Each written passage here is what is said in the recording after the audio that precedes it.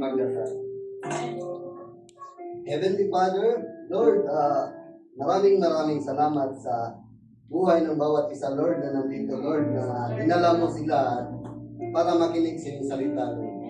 Lord, thank you, Lord, dahil lagi mo kaming ginagabayan sa araw-araw naming gawain, Lord. Lord, thank you, Lord, sa binigay mong kalakasan at renewing of mind, Lord. Maraming salamat dahil kung wala ka, Lord, ay wala din kami, Lord. Lord, maraming salamat sa pagpapala na binibigay mo sa amin lagi, Lord. Kahit hindi namin deserve yun, Lord, pero napaka-faithful mo sa amin. Binibigyan mo kami lagi ng hindi karapat-dapat sana sa amin. Lord, thank you, Lord. Holy Spirit, puspusin mo ako sa iyong banal na Espiritu para gamitin mo yung bibig ko para magiging mouthpiece sa salita ng Panginoon. Amen. Lord, thank you sa buhay ng bawat isa at sa makikinig sa salita mo, Lord. Amen. Lord, thank you. In Jesus' mighty name I pray. Amen.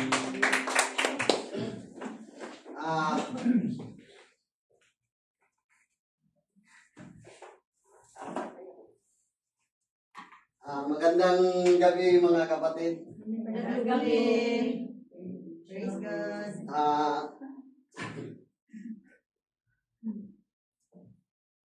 Natabahan ko. Pwede lumayo at saka inhale at saka inhale, exhale. Okay. Simula na tayo. Amen. Praise God. Ano ba yan? Apo. Kuya, baba po. Yan. So mga kapatid, ano nga ba yung faith? What is faith para sa atin? Paniniwala.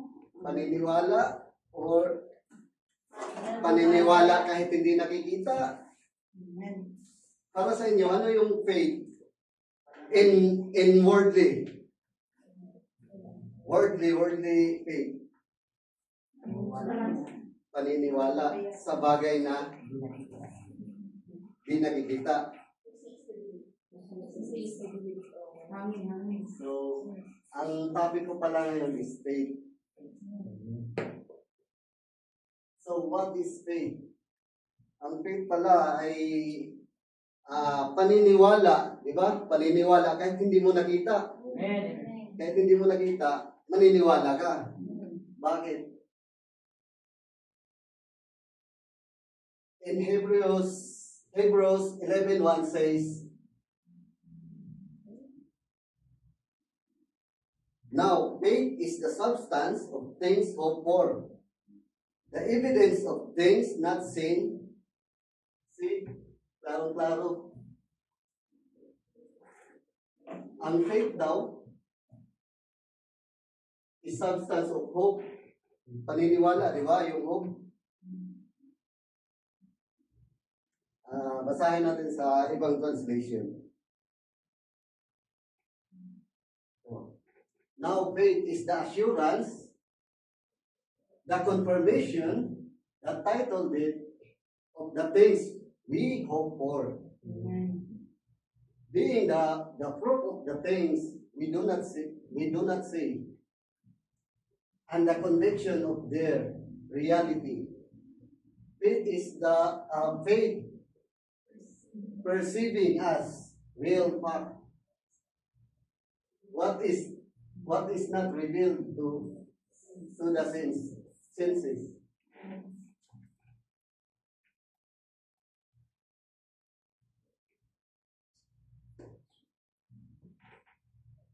So ang faith pala hindi pala na nakikita, hindi na-touch,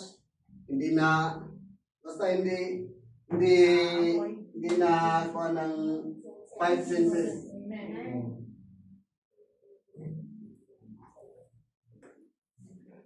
So, faith is believing in something that we do not see. An assurance of things we hope for. Jesus Christ is the substance of everything we hope for. So si Jesus Christ pala yung substance ng faith pala. Siya pala. Si Jesus Christ pala ang substance ng faith natin.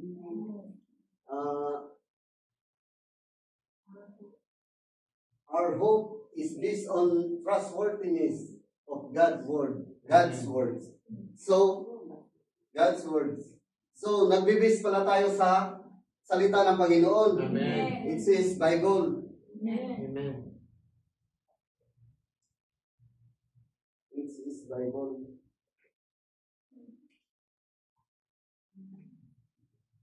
We believe even before it's manifested. So, dati pa pala, kahit hindi man natin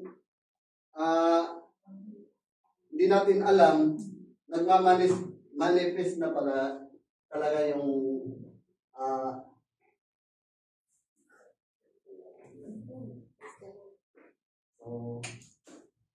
meron tayong dalawang types ng faith.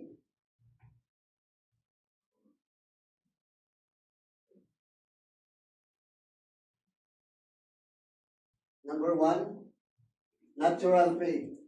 Based on five senses. See, hear, smell, touch, and taste. So, unactivated mostly through our subconscious. For example, nagtanim tayo ng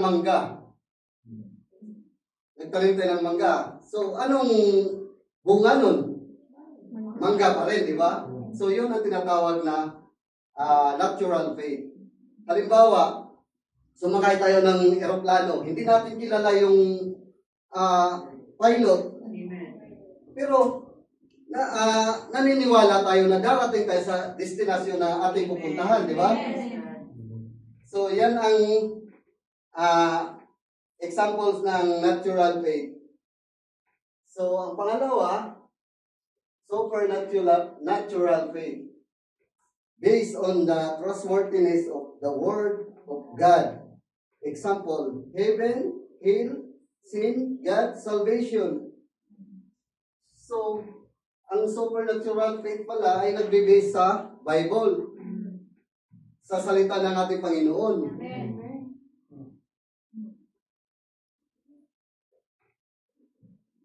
So, in Hebrews 11:6 says that without faith, it's impossible to please Him. For he that commit to God must believe that He is and that He is a rewarder of them that diligently seek Him.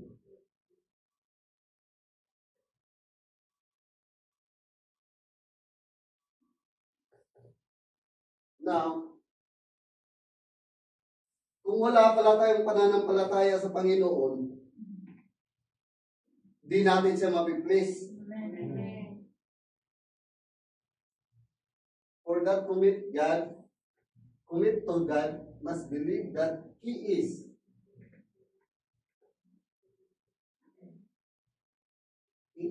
And that He is a rewarder of them that diligently seek Him.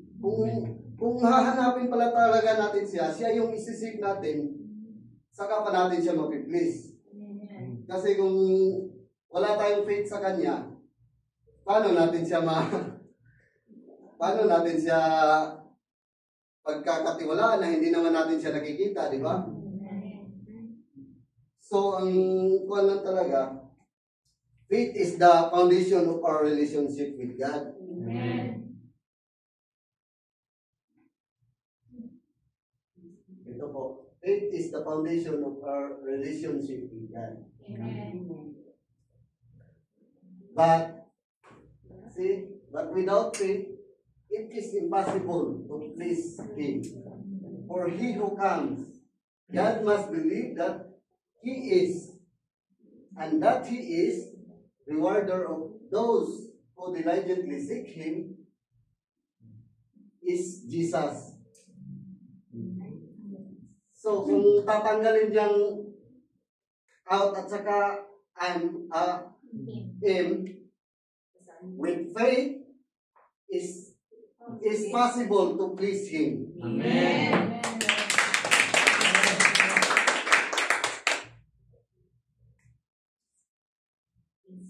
So,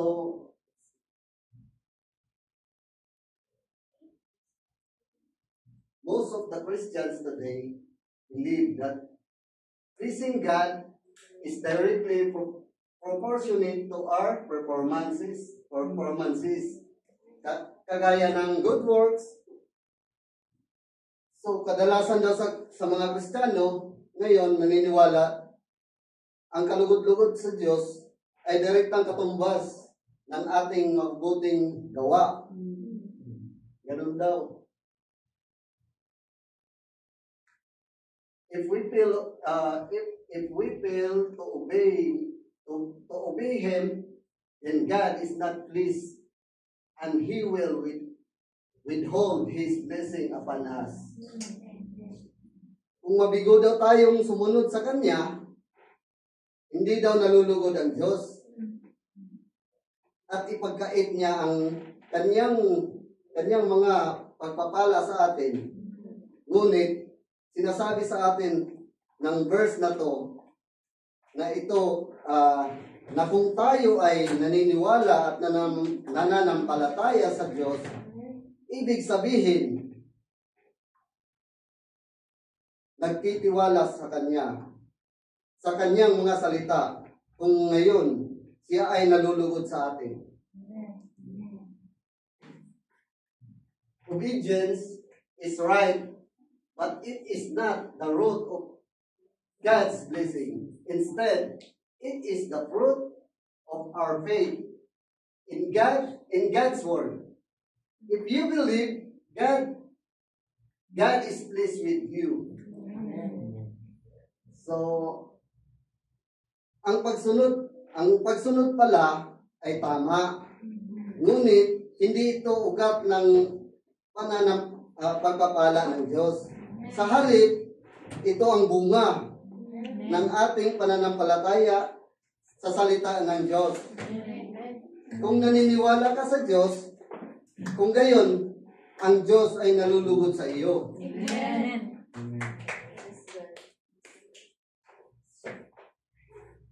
So, obedience is not fruit of our faith.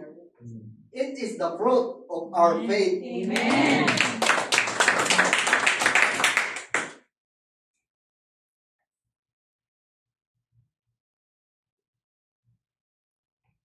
So, obedience is the fruit of our faith. Amen. Tumayo po tayo.